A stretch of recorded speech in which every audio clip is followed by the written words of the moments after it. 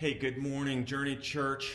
Pastor Randy here. I want to take just a few minutes this morning to talk to you about things that are a little over my head from a scientific standpoint, medical standpoint, but I want to share with you some things that come from an incredibly reliable Christian medical doctor. And in just a few minutes, at 10 o'clock this morning, I have the opportunity to be one of those in Tuolumne County who gets the COVID-19 vaccine. Like many of you, I've had some questions about this, and one of my own questions, one of my own hesitations has been, I am not in the highest risk group. Should I get the vaccine as early as possible, or leave that opportunity for some of those who are older and higher risk groups?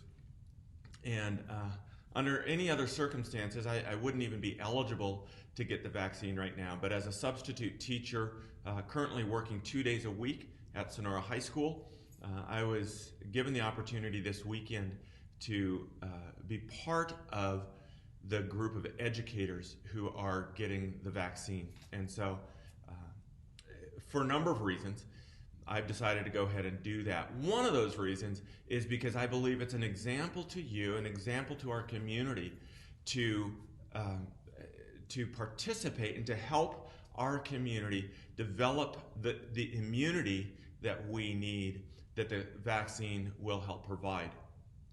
And I still have a lot of questions about that, but I'm going to put those questions aside, trust the experts that I've been listening to and reading, and go ahead and get the vaccine. So I'll get that today. It's the Moderna vaccine. Some of you may have heard about some of the reactions to one of the lots of that Moderna vaccine. All of those reactions have been in Southern California. In terms of the number of people who've had adverse reactions, it's a very, very small percentage of those. And the lot that has been found, has been identified as the source of these unusual adverse reactions has been pulled. Yes, Tuolumne County did receive some of that lot, but the Tuolumne County Department of Public Health has assured us that that lot that they received has been pulled and it will not be administered. So all of the safety precautions that can possibly be taken are being taken. And so I'm going to be going over there in just a few minutes to get that shot. Now I want to talk to you just a little bit because I know a lot of you, like me, have questions about the vaccine. Is it safe? What is a Christian's responsibility? There's been an increasing number of opinions shared over the last several years that are just opinions of people who are just opposed in principle to vaccines. And I'm not going to argue against those principles. I don't know all that goes into those decisions, but I want to share some information with you from a medical doctor who was a strong Christian man, highly regarded both as a man of faith and as a medical doctor. And his name is Dr. Francis Collins.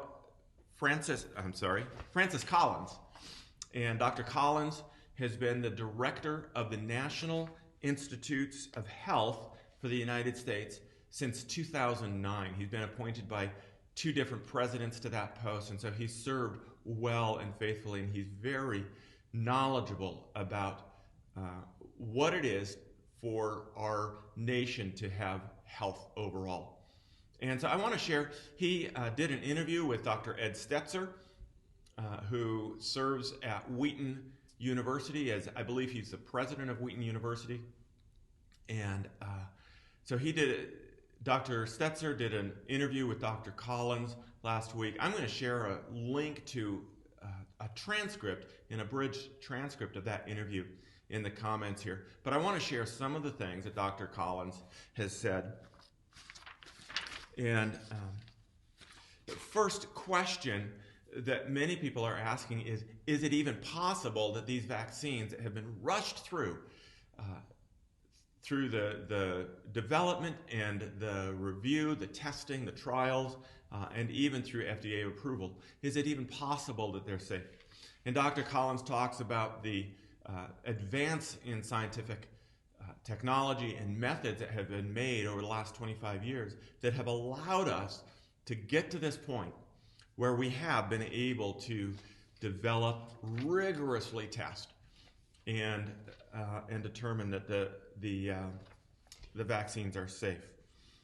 Over 30,000 participants in the trials, and those trials have yielded effectiveness of 95%. So incredibly effective in the development and testing of these vaccines. Dr. Collins says this: for me, as a scientist, it feels to me that God gave us the skills to be able to understand how these things work, to identify the pathogen, and to, in record time, be able to come up with the vaccine which has 95% efficacy. So this is a gift from God, and a gift we all need to embrace to get through this. I know you want to get back to church, or you want to get back to life as normal, and the vaccine is, in Dr. Collins' words, a gift from God that will allow us to move forward in that. However, the challenge is that there are many people who are still questioning and still very reluctant to move forward and to get the vaccine. And Dr. Collins goes on and says, I'm concerned that people of faith in some instances are reluctant to embrace this as a gift.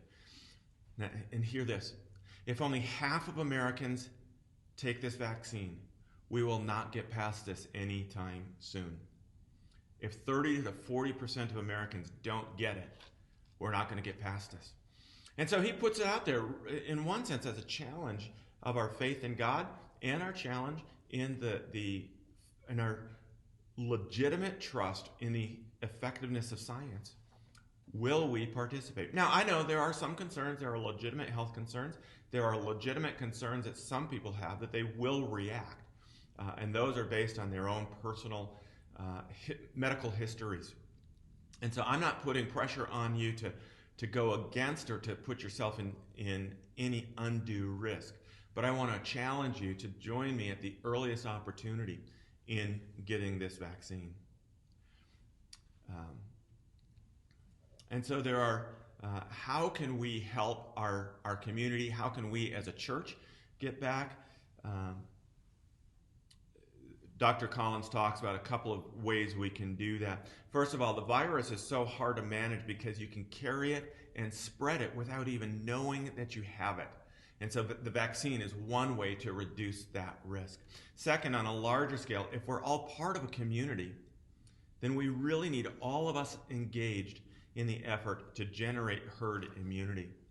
Again, it's not about putting yourself at undue risk.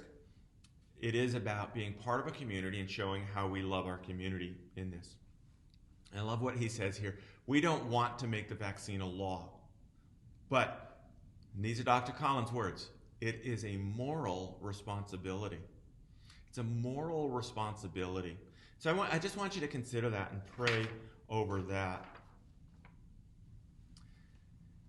Collins closes out his interview with these words: Christians have always had the courage to figure out how to help. We should do that now. One of the ways that we evangelize sharing the good news, one of the ways that we share the good news of Jesus Christ is through our actions. And so are we creating a positive public witness, so desperately needed right now? Are we a group that people want to be a part of? Will people see us taking steps to protect ourselves and our community? And as they do, as they see us doing that, they will want to be a part. Are we helping our neighbors? Are we reaching out to the lonely? Are we being a listening ear virtually? We want to be we want to be the type of community that people want to be part of. Christians throughout history, this is not the first pandemic. Christians throughout history have shown a willingness to put themselves at risk for the health, safety, and spiritual well-being of their community. And so I want to invite you to prayerfully consider whether you should get the vaccine at the earliest opportunity that you can. Many of those who call the Journey Church home are older, and so in earlier stages of being allowed to get the vaccine, pay attention to that. Pay attention to the opportunity. MyMotherLode.com has great information on it about those. You can check with the county public health department. Pay attention, and let's be a community that shows that we love our community by taking risks to help our community be safe and healthy. God bless. I'll be doing some more videos over the next couple of weeks as we move toward our annual celebration, but this is just about the vaccine and loving our community. So thank you for being a part of the Journey Church. Thank you for sticking with us in these challenging times. And I look forward to when we can gather again in person and celebrate that reunion. God bless. Have a great Tuesday. Bye-bye.